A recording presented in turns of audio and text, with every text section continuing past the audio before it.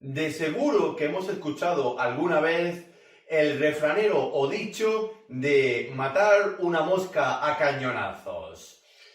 Dentro de la farmacología existen sustancias, tanto naturales como sintéticas, que ejercen su mecanismo de acción de una forma bastante exacerbada y exagerada, aunque luego en la práctica clínica tengan mucha utilidad. Dentro de la extensa familia de los antibióticos, tenemos una familia que se toma muy en serio este refrán de matar una mosca a cañonazos, aunque en su criterio antibiótico sería matar una bacteria o un grupo de bacterias a cañonazos. Esta familia antibiótica son conocidos como los glucopéptidos y encontramos tres fármacos especialmente: la bleomicina, la teicoplanin y quizás el glucopéptido más conocido de todos, la vancomicina. Sin embargo, la teicoplanina tiene una especial particularidad, y es que, a pesar de tener algo menos de potencia que la vancomicina, tiene una mayor semivida, lo cual conlleva a que podemos utilizar la teicoplanina de una forma algo más espaciada en el tiempo. Pero cuando se trata de matar una bacteria a cañonazos, ahí entraría la vancomicina.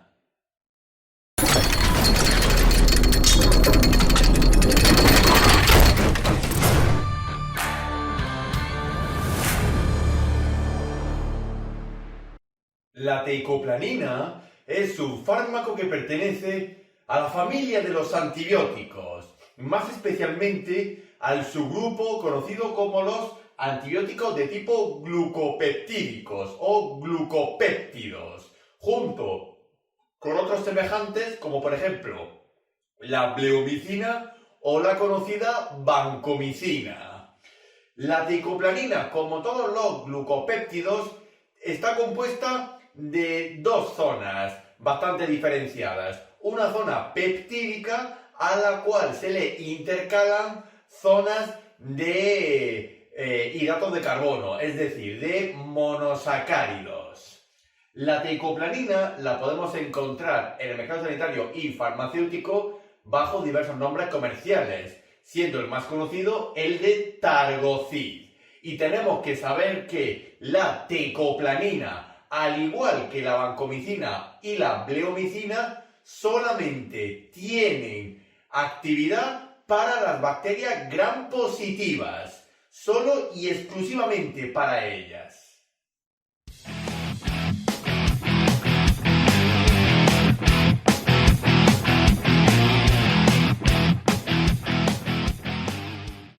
Al igual que el resto de los antibióticos, la teicoplanina se utiliza para el tratamiento de las infecciones bacterianas que estén causadas por cepas sensibles a la acción de la teicoplanina y en general de los glucopéptidos.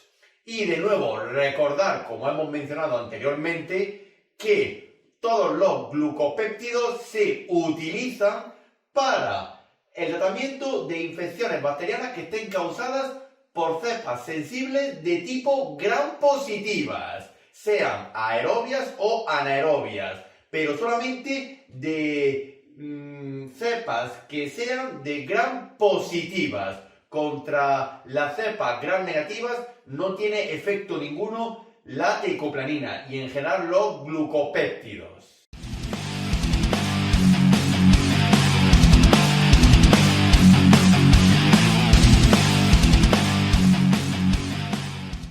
Teniendo una estructura muy semejante dentro de la propia familia de los glucopéptidos, la teicoplanina no se utilizará en la propia alergia a la molécula en sí, así como también a la familia de los glucopéptidos en general, ya que tanto la bleomicina, la vancomicina y la teicoplanina comparten una gran estructura química, por lo cual tienen una semejanza, una similitud bastante cercana entre ellas. Y dentro de las precauciones tenemos que saber que la teicoplanina puede ejercer hipersensibilidad, es decir, alergias cruzadas con su propia hermana, es decir, con la vancomicina, por lo cual, en un paciente que tenga una enfermedad bacteriana de tipo o causada por una bacteria gram positiva, o utilizamos la teicoplanin o utilizamos la vancomicina, pero no las dos a la vez, ya que compiten entre ellas, la vancomicina y la teicoplanin, por cargarse a la bacteria causante, al microorganismo patógeno. También mucho cuidado en la insuficiencia hepática y o renal, es decir, en un paciente nefrópata y o hepatópata.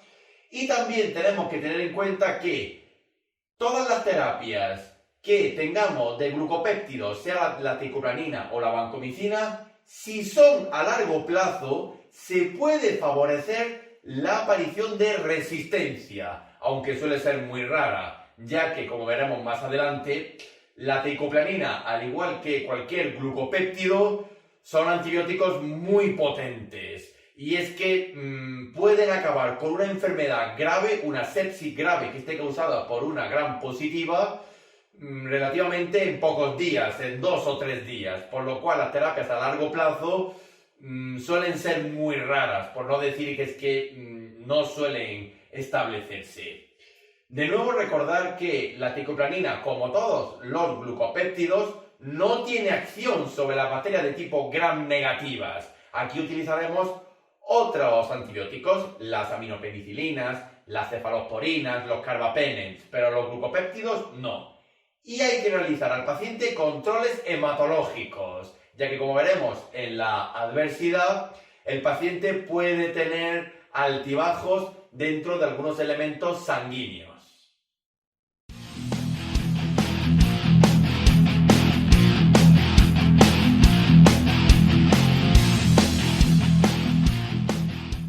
El mecanismo de acción de la teicoplanin es absolutamente idéntico al de su familia, es decir, al de los glucopéptidos, pero antes tenemos que hacer un pequeño déjà vu, un pequeño recordatorio de lo que es el ámbito procariota. Recordamos que las bacterias, dentro de su pared celular, las podemos englobar de dos clases: gram positivas y gram negativas. Es decir, si la bacteria se tiñe por la tinción de gram o no.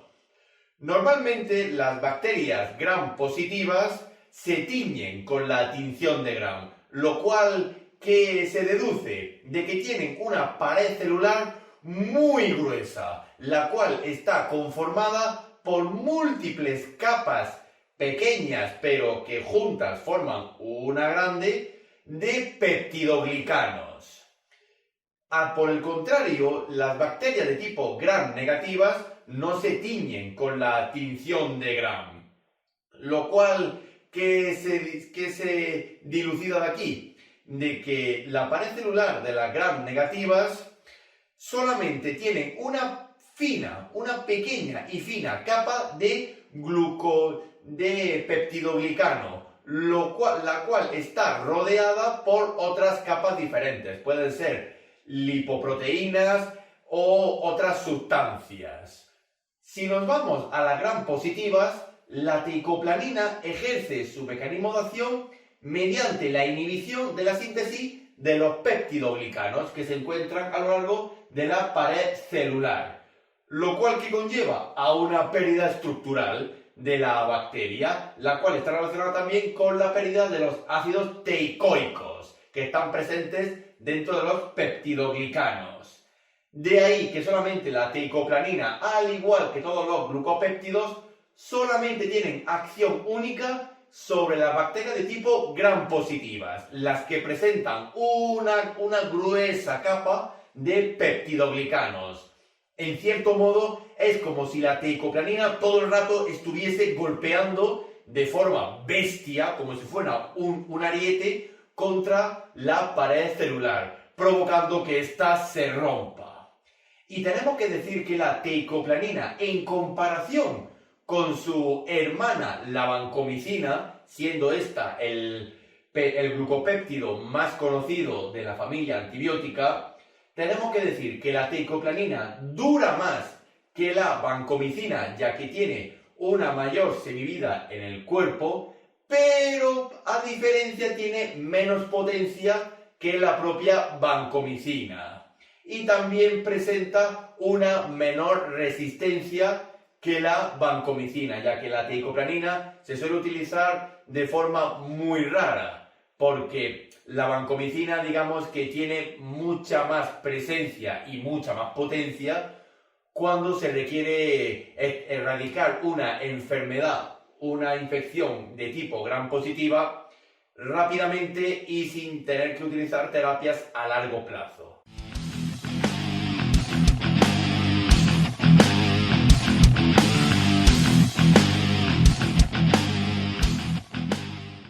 La vía de administración más usual de la teicoplanina es la vía parenteral, tanto de tipo intravenosa como de tipo intramuscular, aunque esta última no se suele utilizar mucho debido a las altas dosis que administramos de la teicoplanina en los pacientes, lo cual puede conllevar a la aparición de irritaciones y dolor en la zona de administración intramuscular. Y tenemos que decir que la teicoplanina la podemos encontrar en forma de viales para su reconstitución, teniendo una concentración aproximada de 200 y 400 miligramos.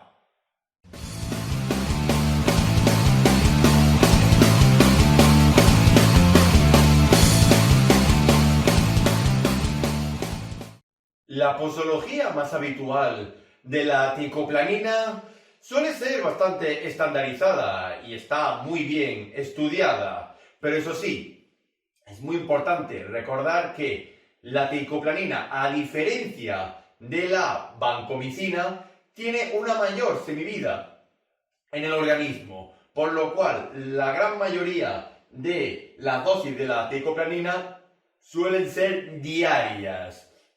Y también decir que la teicoplanina, al tener una mayor semivida que la vancomicina, se pueden utilizar terapias que excedan un poquito el mantra o el dogma de las terapias a corto plazo. Se puede utilizar un poquito más. Por ejemplo, si utilizamos la teicoplanina para el tratamiento de infecciones leves y moderadas que estén causadas por cepas procariotas de tipo gram positivas, podemos utilizar una dosis de inicio o una dosis de ataque de 400 miligramos diarios, lo cual equivale a unos 6 miligramos por kilogramo. Y de ahí seguir a una dosis de mantenimiento de 200 miligramos diarios, que equivaldría a unos 3 miligramos por kilogramo.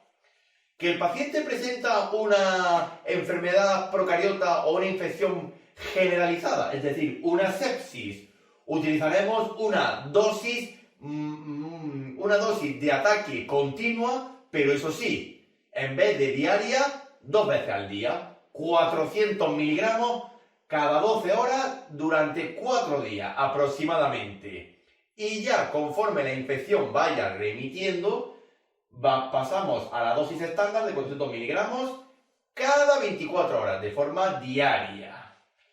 Si el paciente presenta cuadros de diarrea que estén provocados por cepas de Clostridium difficile, podemos utilizar 200 miligramos cada 12 horas por vía oral. También existen presentaciones enterales de la teicoplanina.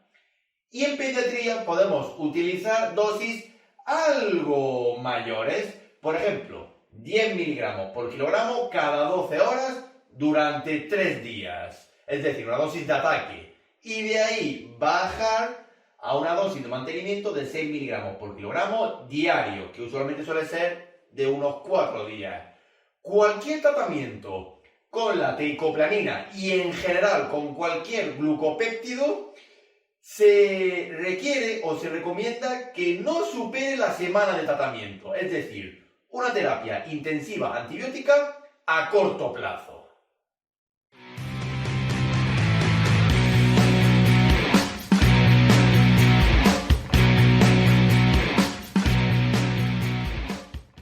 Dentro de la compatibilidad e incompatibilidad de la teicoplanina con el resto de la farmacología existente, no se dispone de mucha información sobre si hay fármacos que se puedan mezclar dentro de la disolución o en terapias en Y con la teicoplanina, pero a su vez se ha demostrado que la teicoplanina tiene incompatibilidad, así como antagonismo, con una familia antibiótica muy especial, con los aminoglucósidos. Y por el contrario, la teicoplanina tiene agonismo y sinergia tanto en la potenciación terapéutica como en la aparición de adversidad con su propia familia, es decir, con los glucopéptidos, tanto la bleomicina como la vancomicina.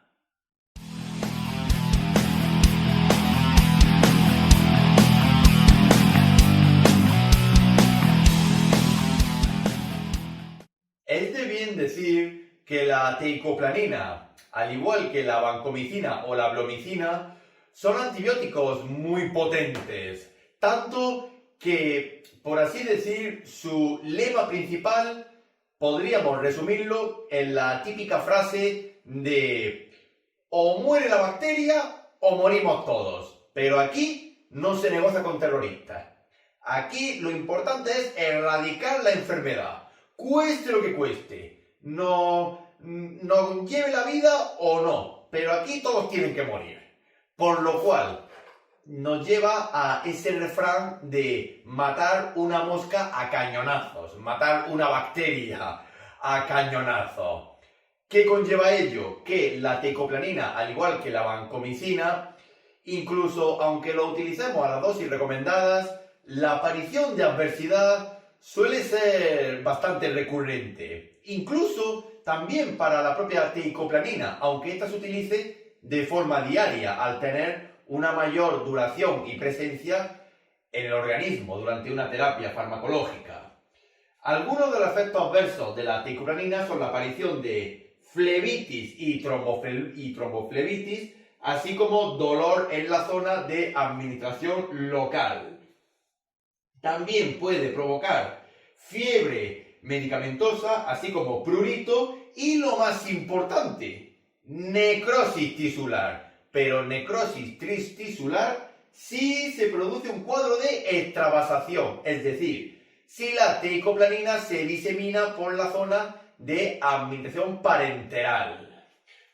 También puede provocar colonizaciones, es decir, eliminamos todas las bacterias del cuerpo, tanto las patógenas como las beneficiosas que forman la microbiota del intestino, todas las bacterias que existen en el cuerpo. ¿Y qué es lo que conlleva? Que aparecen microorganismos oportunistas, como por ejemplo virus u hongos.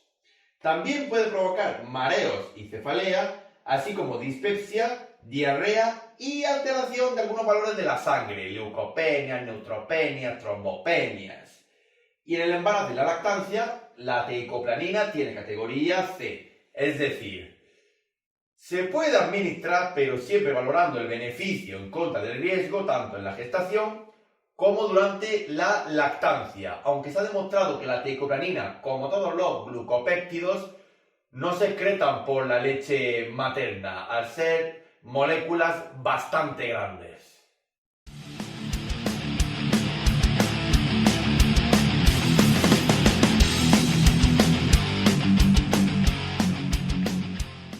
Por último, tenemos que decir que la teicoplanina, dentro de los ámbitos de dialización y técnicas continuas de reemplazo renal, no se dispone de información sobre si es un fármaco dializable o no, aunque la teoría se inclina más hacia que es una sustancia no dializable y suele requerir un ajuste de dosis, especialmente en aquellos pacientes con un grave daño renal o un alto grado de nefropatía. Por ejemplo, con un aclaramiento menor de 10 mililitros por minuto, utilizaríamos dosis de 200 a 400 miligramos de teicoplanina, administrándola a las 48 horas o incluso a las 72 horas, es decir, espaciando las terapias entre 2 y 3 días, ni siquiera alternando días en sí.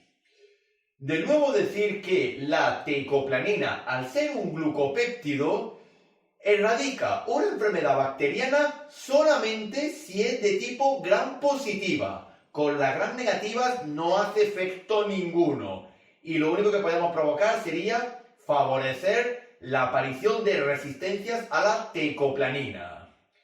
Muy importante decir que dentro de los glucopéptidos, la tecoplanina sería el antibiótico de cerebro, es decir, el antibiótico que piensa, mientras que la vancomicina es el antibiótico glucopéptido que actúa, es el músculo de la familia. También decir que la tecoplanina tenemos que tener en cuenta que no se debe de mezclar ni administrar con los aminoglucósidos, antibióticos de tipo aminoglucósidos. Y muy importante, evitar que haya extravasaciones de la tecoplanina y de cualquier glucopéptido, ya que puede llevar a la aparición de necrosis tisulares.